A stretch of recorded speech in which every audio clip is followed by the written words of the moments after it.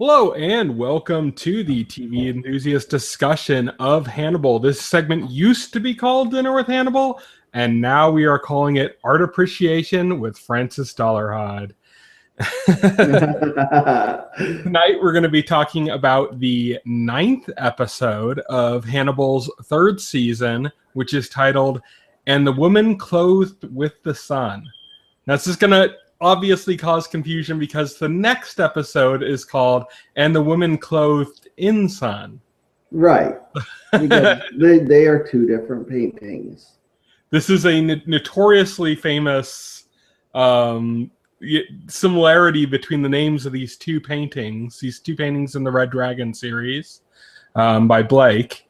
And it even caused a mess up in the actual book Red Dragon, in which the wrong painting was referenced by name. Yeah.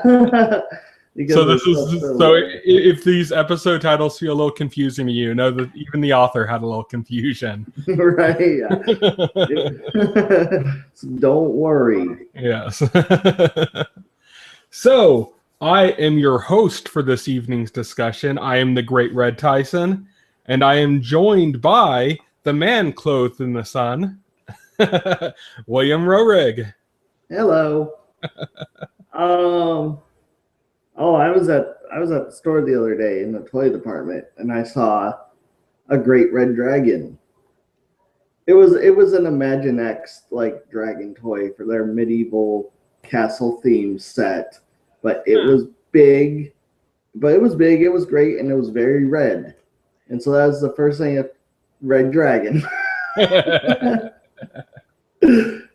have this idea for an image or something to put on the internet. Maybe I'll make it myself, or somebody else could make it. Now I'll give you this idea.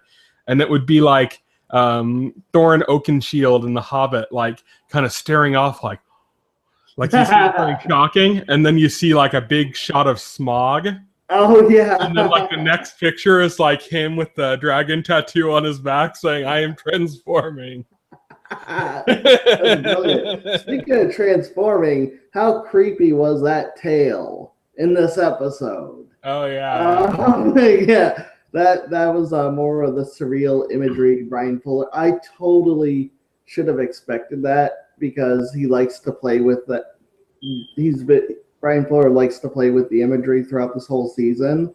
So I should have totally expected Brian Fuller to use imagery of a literal dragon with Francis Dolarhyde. It just makes sense. I want to see him turn into the full-on painting version of the Red Dragon with the 7 heads and I totally expect we're going to get that. That's going to be awesome. I can't imagine Fuller passing that opportunity by.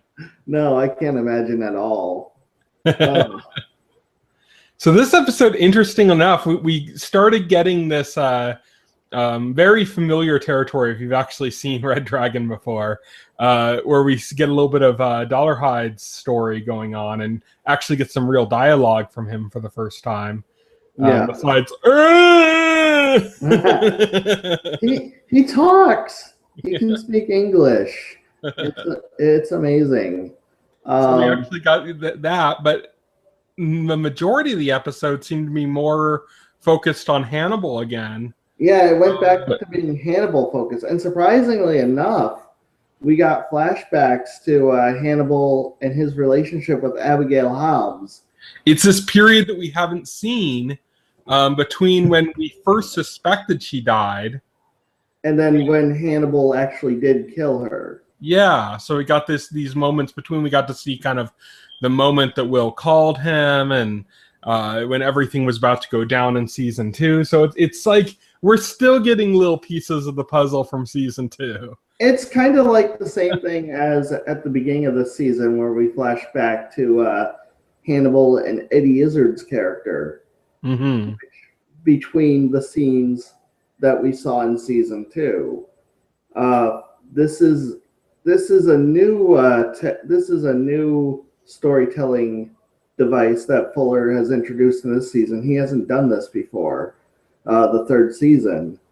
I thought it was a one-off when he did it earlier, but now he's doing it again with Hannibal and Abigail Hobbs. So it seems to be something that Brian Fuller is playing with in various parts of the season.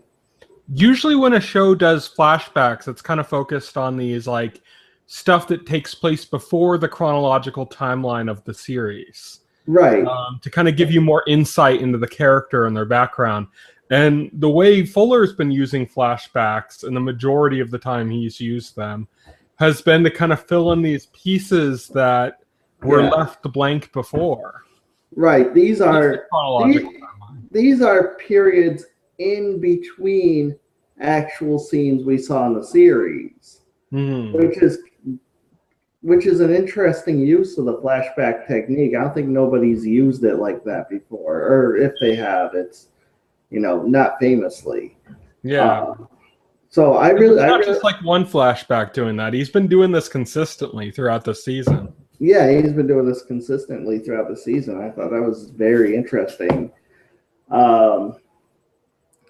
Yeah, and it was interesting to see more of Hannibal's relationship with Abigail Hobbs. I thought that was always a fascinating relationship because Hannibal seemed to have had true affection for her. And with Hannibal, he doesn't have affection for anybody except for Will Graham.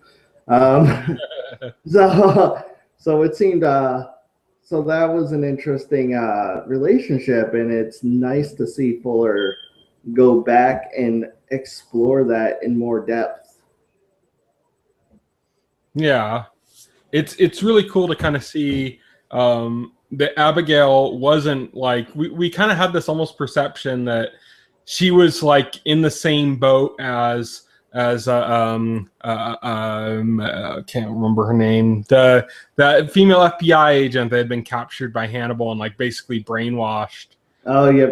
We kind of had this perception that was what Abigail was when she pushed Alana out of the window. Right, but she wasn't brainwashed. Not at all. Yeah. Well, I mean, brainwashed in the way Hannibal subtly brainwashes everyone, but not like under medication. No, not like under medication. Yeah, she was. I guess she was under his influence, but yeah, she wasn't. She wasn't totally brainwashed. She was in control of what she was doing. And that's interesting.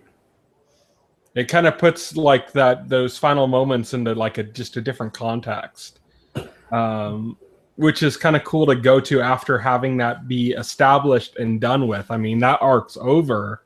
I established everything that's finished there. I had totally forgotten by the end of season 2 that in the first episode, Abigail Hobbs was taken hostage by her father, and he was threatening to slit her throat. Well, he started slitting her throat. He started slitting her throat, yeah.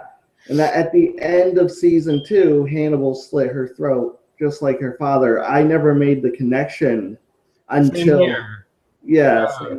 It's something that was just passed by. It was just subtle enough to pass by, which is cool because then when the moment is clarified, like it is in this episode, it kind of creates like a little aha moment. Right, like an aha moment. So it's like that's right. That was symbolic. That was meaningful more than just Hannibal killing her. So that was interesting to learn. And we got to see this like fake death she had, her first death. Yes. Or second, I guess, if you count her father being the first, with Hannibal doing this thing with the blood spraying out and holding it on her neck and tilting her to imitate the arterial spray. Yeah, we got to see how Hannibal convincingly faked her death and got Will to believe that she was murdered, which we already knew that's what happened, but to see how it was done was also very cool. So that was definitely a very cool part of the episode. It had nothing to do with the Red Dragon storyline, but it was very cool to see these events from earlier on be explored and explained in more detail. Mm-hmm. We also got to get a cool little moment where Hannibal and Dollarhyde got to communicate with each other. Yes. Finally. I mean, I knew it was going to happen, but yeah. I like how the doctor or whoever, the aide or whoever came in to hand him the phone, she was like, "It's your lawyer," and he picks it up, and it's Dolarhyde reaching out to Hannibal Lecter, which that's going to be interesting. The consequences coming from that conversation are going to be interesting. Of course, that's where the episode ends. Second time in a row, the episode ends with a major character from the season confronting Lecter for the first time. You know. Well, I was actually thinking, like, I had this kind of false perception where I thought for a second, I'm kind of disappointed we're not going to have like a great kind of moment where we actually get to see Dolarhyde and Lecter face to face. And then I'm like, wait, this is Brian Fuller's Hannibal. Yeah. Of course that's going to happen. Like in some Memory Palace vision thing. Right. They're going to come face to face without ever having to actually be face to face. And now thinking about it again, they could still come face to face if you know how like Silence of the Lambs ended. That could very well be how this season ends. That could very well be how this season ends. Yeah. It's very cool. We got the moment that we've been anticipating with Will Graham and Hannibal. Their little chat. Hannibal kind of trying to draw Will back into his old mindset. And Will is resisting Hannibal at this point because he doesn't want to get back into that. Yeah. There was a really cool scene where when Will was talking to Hannibal and they were kind of trying to think about the scene of the crime, and Will saw like the mirror and then the chunk where his eye was fell out. Yes. It was such a cool looking shot. And then Hannibal picks it up. This is of course all in a vision. And you see his reflection as the Black Stag. As the Black Stag, yeah. That was such a cool little scene. It was so short, but like it just really cool shots right on top of one after another, you know? Oh yeah, Brian, lots of cool shots in this episode. This episode was full of them. We also got shots of Will Graham literally as Francis Dolarhyde, Will Graham all naked, covered in blood. And Dolarhyde devouring a piece of pie, just doing really, down on that pie. Really going at it.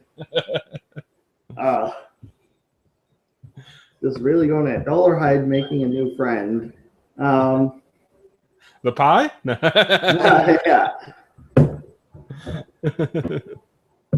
Yeah, and one thing I was kind of like, aha, she is back. We got to see the return of beloved, shameful, horrible reporter lady. Freddie Lounds. Yep. And I knew it. They name dropped her last episode, so it was telegraphed. She's coming back, and she has returned. Yep, and we got to see that moment with her talking to Will, and Will saying that she photographed his colostomy bag when he was unconscious. Yeah. Of course she did. She put a big black box over his junk, so it's okay. Yeah. She was considerate enough to do that.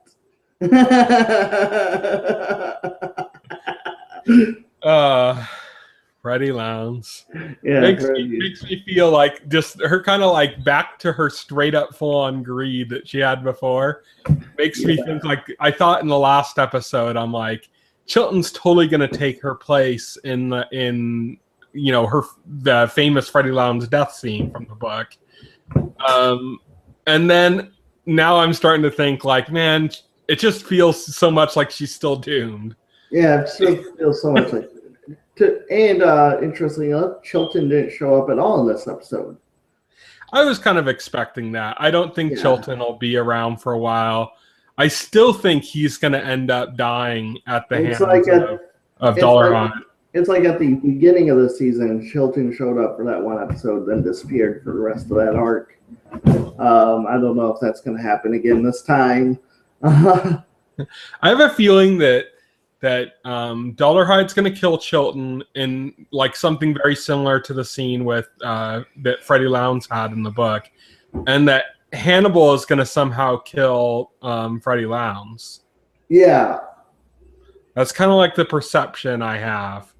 So I very well expect that Hannibal is going to kind of like escape like towards the end of the season, maybe the last episode. Maybe. Because actually, I know that Fuller said that this season is going to end much like the second season ended, being that it's going to be like a big like what the fuck kind of like cliffhangery type ending, but at the same time one that could also serve as a finale. Right. You know, because like the second season, the way it ended, that could have been a series finale. But if Hannibal escapes, like you just at that point just assume, well, fuck, everyone's dead. But if Hannibal escapes, how are they going to do Silence of the Lambs, where he's in prison in that as well? Well, they don't have the rights to Silence of the Lambs. No, but Fuller always made it clear that his intention was to adapt that. Well, also, but Brian Fuller said that the next season, if he was going to do a fourth season, was going to be completely off book. Oh, okay. It was going to be like completely new material that has nothing to do with the books. Oh, okay. I didn't hear that before. That's interesting. Yeah. So I could totally see him doing something along those lines, so his plan for season 4 was not Silence of the Lambs. That was his plan for season 5. That was season 5, yeah. Interesting. Of what was originally his 7-season plan, but I think got down to 6 seasons and then maybe 5. I don't know. I think last I heard it was cut down to 6 seasons, but I don't know. Doesn't matter now anyway, but yeah, unfortunately. IGN just put up an article. I saw where they were talking about Amazon's kind of reasoning for passing on saving Hannibal, which is pretty much kind of what we expected. Amazon isn't in the series saving game, and they kind of wanted to do it more quickly than Fuller was ready to do it. Right. Fuller wants to kind of take his time and do it right. Right, which I would prefer. Yeah. And Amazon wanted it to be something that came out quick, but yeah, it's just kind of it's still being talked about. It's interesting. I mean, we talk about it being over, but you still see whenever news or information comes out on it, it's still being talked about in that kind of like, but it could come back kind of way, Yeah. They were talking about the possibility of doing a feature. Hannibal seemed like one of those things with the cult following and the fact that I had outside financing, that it seemed like it was a good shot for being picked up by somebody else. Oh, when it was first canceled, I immediately thought like, well, this isn't even a problem. It's of course going to be picked up. Right. And then you start, then the rights issue gets pointed out with the whole thing with Amazon in the first 3 seasons. And then you're like, oh yeah. Yeah. That's a big limitation. And then you start to kind of realize like, oh, this is a problem, But, we live in this era where we got Arrested Development back after being off the air for several years. Right. I mean, it could come back sometime down the line. It's just... And that's the thing is, from talking to Hugh at Comic-Con, and from what I've heard, at the panel that Brian Fuller had, it seems like both Hugh and Mads are completely down to do more Hannibal, even though they're out of their contracts. They'd love to come back and do more. Oh yeah. They're like the Firefly crew. They'd be crazy not to want to. I mean, it's great material, especially if you're an actor. The material is fantastic. It's critically lauded. I mean, this isn't some schlock sci-fi show that some nerds want back. You know, this is definitely like from an actor's perspective, from an actor's point of view, this is a legit thing. You'd be crazy not to want to, you know, do it for as long as it's good. And the role of Hannibal for Mads is like, that's huge, you know? Right, that is huge. More so than for Hugh. And I didn't get a chance to talk to Mads, but I talked to Hugh, and he was genuinely sad that, you know, that this was over for now at least. And he was genuine in that he said he would love to work with Fuller again, you know, that he wants to work with him again. So I have no doubt in my mind that if the opportunity came up and there weren't contracts or anything else on the way, that Hugh would be down for it in a second, just at the drop of a hat. Mads, I didn't get a chance to meet, so I couldn't get like a perception like that off of him. But you just consider the kind of role it is and what he's brought to the table, and the excitement that he's expressed in working with Fuller with this, and it puts him very much in the same boat as Hugh. Right, exactly. And so it's interesting. Also, it's funny when somebody pointed out to me that King Arthur movie that came out a while back with Keira Knightley, Hugh Dancy and Mads Mikkelsen actually co-starred together in that film. Yeah, they were both in that. They had a really major like conversation scene. Apparently, I want to watch that again just to see them two together in a non-Hannibal context. I thought that's interesting. Yeah, I wonder if Brian Fuller's secretly a fan of that film. Or it could be the case that he was the fan of one of those actors and brought one on, and those actors might be close, you know? Right, yeah, that's true. That's also true. Yeah. And that's pretty much it for talking about this episode. The next episode of Hannibal, as I said, is called And the Woman Clothed in Sun, whereas this week's was And the Woman Clothed with the Sun. Yes, let's not get confused. And we have the title of the 11th episode, which, as I thought it was going to be, is titled And the Beast from the Sea. Okay, good. Which means almost certainly that episode 12 will be titled The Number of the Beast is 666. There's 12 or 13 episodes. There's 13, so maybe that's the 13th episode, you know? Okay. Who knows? We could have a whole conversation about where these titles are coming from and what the... Oh, yeah, you can go into a lot of detail, but... Because we're one short. Maybe it's based on another Blake painting. Blake also did some stuff based on, what's it called? Dante's Inferno. He did a bunch of stuff based on Dante's Inferno. And the different levels of hell. So maybe it's going to be named after one of those pieces. Or maybe the last episode will be named FNBC. I actually thought, you know, what would be interesting is if we all think that the Dollarhyde story is going to be this 6-episode run. What if it ends in 5 and then we do have something like a Hannibal Escape and that's the last episode? Oh, and it just kind of sets up and does all sorts of crazy shit, and it goes right back to the food naming. Right. You know? It'd be kind of interesting. I mean, if I was to end a series like Hannibal, and if I was the showrunner, that's what I would do. But of course, Fuller had already written and, you know, they've already shot everything before it was canceled. So it's not like they had... I wonder how they're going to do the Hannibal Escape. Are they just going to, like, do what happened in Silence of the Lambs? Where Hannibal got over on that guard and managed to... What would be interesting is if Dolarhyde played a part.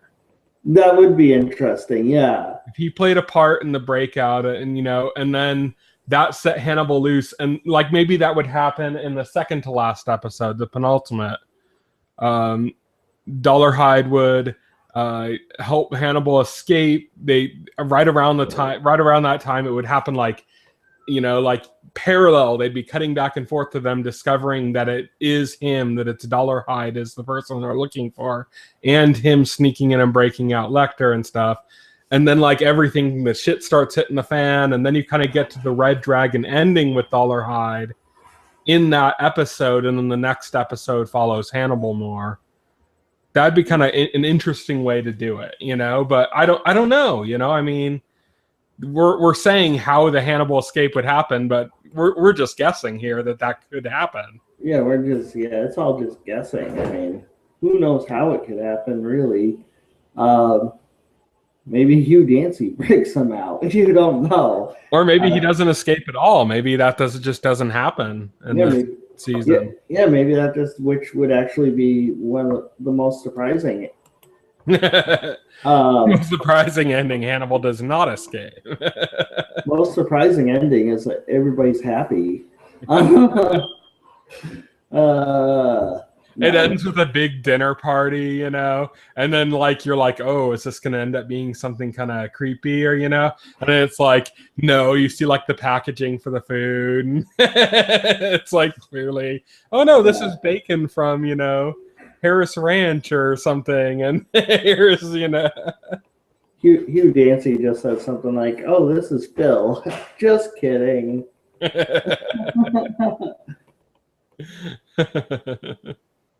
Like they imply that it's like Jack the whole time, and then Jack shows up and he's like, sorry, I was late. Yeah. And he sits down and they're all like, oh yes, let's have a nice dinner. Yeah, let's have a nice dinner. And they also did mention that God, what's her name now? But she's pregnant with Mason Verger's child. Oh, that she already had the child, yeah. Yeah, she already had the child. A true Verger baby. A true Verger baby. so they did come back to that, and they did resolve that plot thread. I wonder if they kept the pig carousel hanging thing over there. That would just be sick.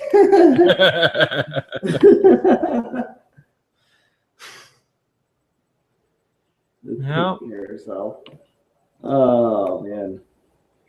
So that's it. That's kind of, we've covered the episode. Join us next week when we talk about the next episode of Hannibal in our segment, Art Appreciation with Francis Dolarhyde. Until then, check out our site, TVEnthusiast.com. We have a podcast. I'm actually editing the episode that I normally would have had up on Friday, but stuff happens. Life happens. So I should have that up maybe tomorrow morning, I guess, or tonight.